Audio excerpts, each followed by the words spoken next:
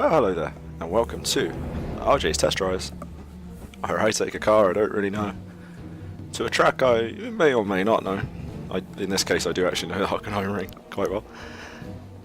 And yeah, I'm just going to do some laps, see what it feels like, and I don't know, it's a test drive. That's what it is. Right now we're on Raceroom Racing Experience. It's a pretty cool simulator. As you can see, we're going to try the Aquila CR1 Sports GT. This is a real car. There are some excellent made-up cars on this game, but this is a real one. And we're going to take it to the Hockenheimring. So let's get out there.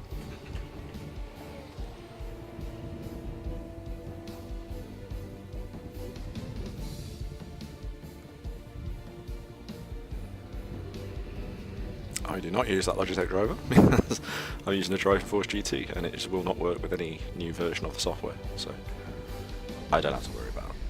Anyway, yeah, say the general idea of this video, or any video like this, is yeah, I have other racing sims apart from iRacing. I haven't raced a lot of them. There's a lot of stuff on them I haven't raced, and there's cars I know nothing about, so let's have some fun.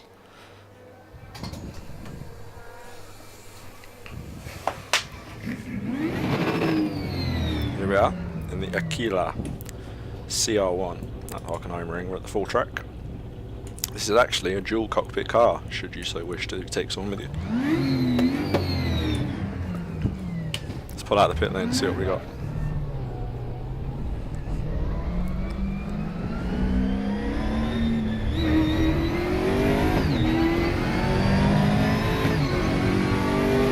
Okay, well that's pretty solid and that's good. Get the brakes. Way too late. It's not an F1 car.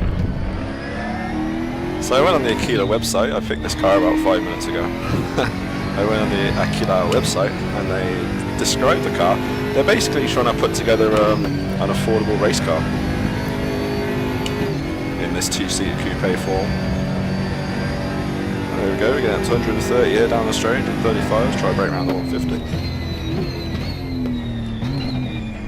And second gear, famous F1 hairpin, at least these days. With Jensen Button and Vettel having a few goes there. You know, they describe it as they aim for three things at Kia when they produce these cars.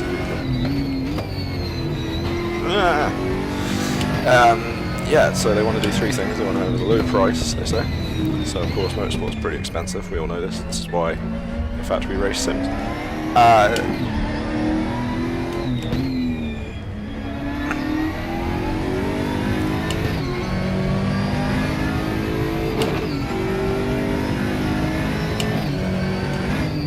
Throwing that in, I haven't turned off the big blocks next to the meter markers.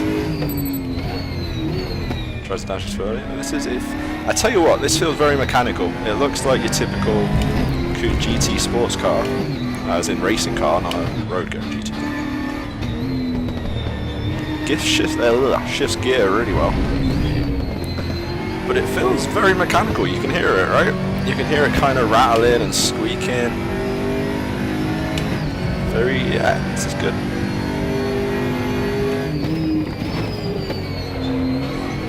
Bit of oversteer there as we come out that last corner.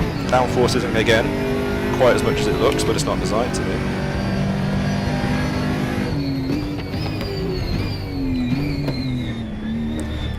I wrote down the second thing they wanted to achieve. It says cheap summon, but I can't read it, so you're going to have to go without that fact for the rest of your lives. You'll be wondering.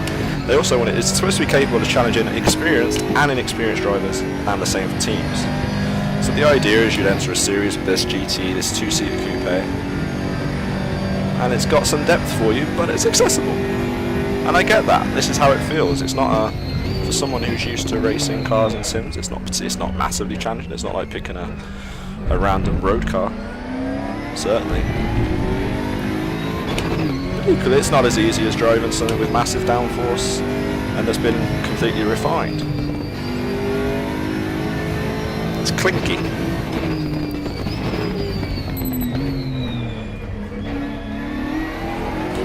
That's just, I just wanted to see how much power I could put onto it.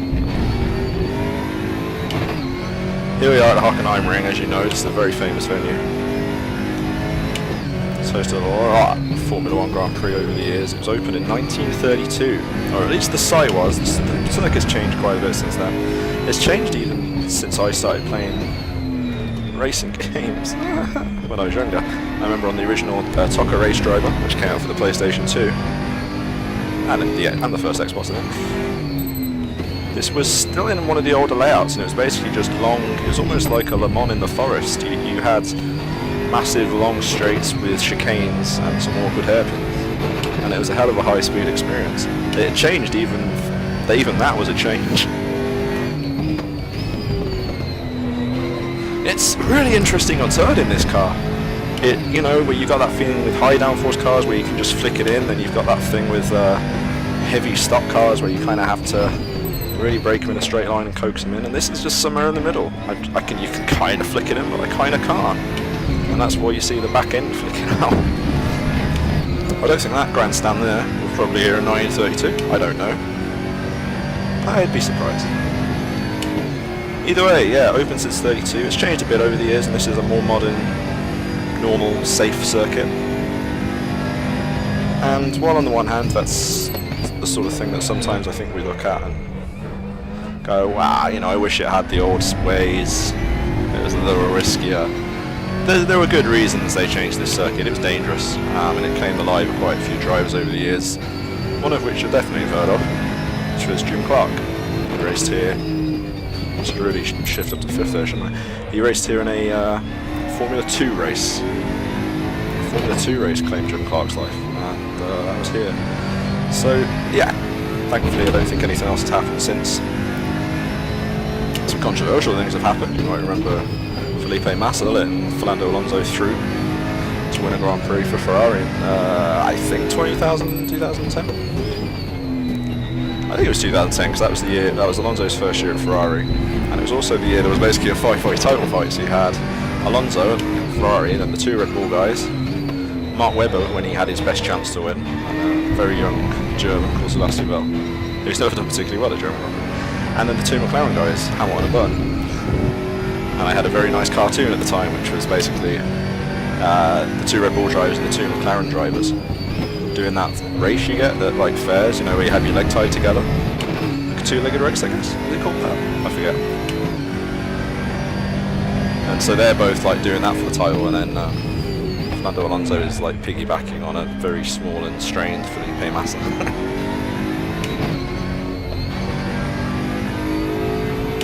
I can't get past the sound of this. A very unusual sound. I say it's mechanical, it's clunky. Yeah, I don't know, it feels like somewhat half refined. It's quite nice. It's definitely unique. I don't remember driving a car with quite that combination of things. Apparently it's got a V8 engine, so it's not lacking for power. It might be lacking for using that power. I mean, we're getting up towards 135, 140 on the straight, so I haven't set it up or anything. I don't know how it goes or configures, even in this game, let alone real life.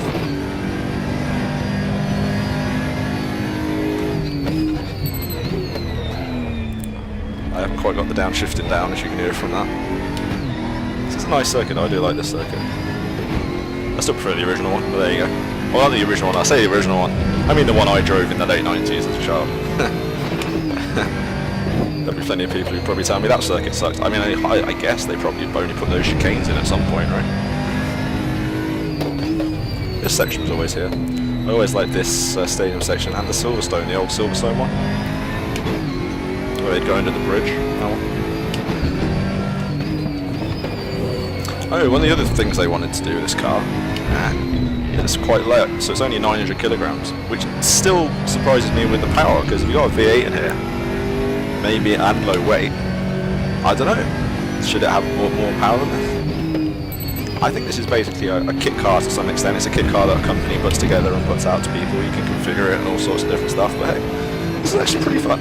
I wouldn't not race this. I might even try racing this at some point on race. Yeah, we got into that corner pretty nicely. That was about the best we've got into any corners today so far. My tendency is to try and flick it in on the brakes, and I finally adapted. It takes me a while. Yeah, I quite like this.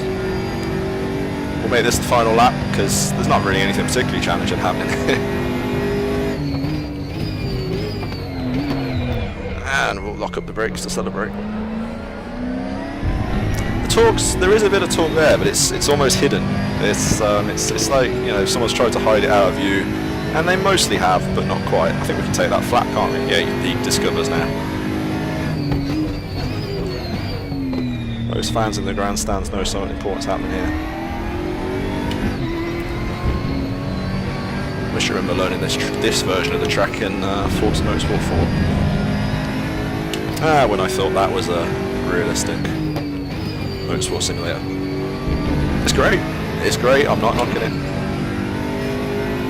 This is the, I think they call this the arena section or the stadium section.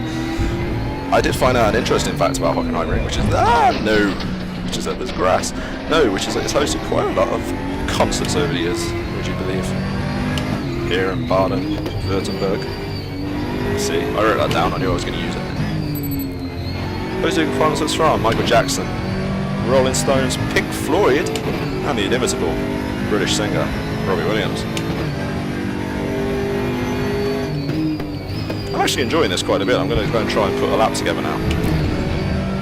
Yeah, it's an unusual mix in the braking. You've kind of got to get it in a straight line, but there is just enough downforce there for you.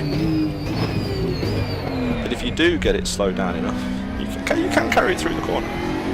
I don't know what race is this in real life, but this would be reasonable to watch, I would guess.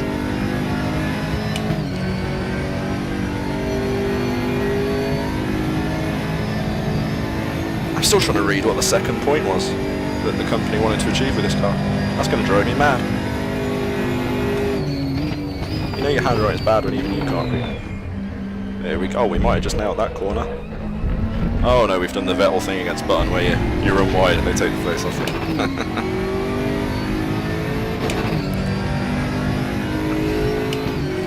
This is going to be the most reasonable lap we do, I think. Oh, goodness me. I do like the sound of this. It's, again, I said earlier, it's just so unlike anything I've ever heard. Screw it, let's just run wide. What's Charlie White going to do to us now?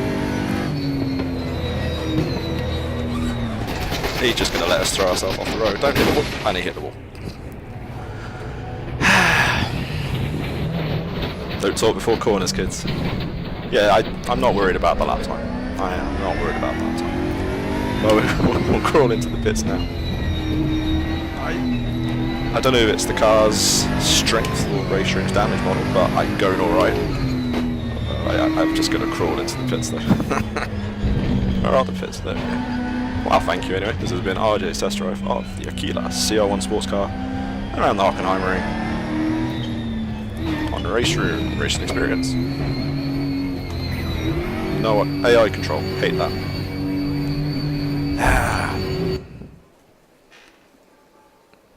See ya.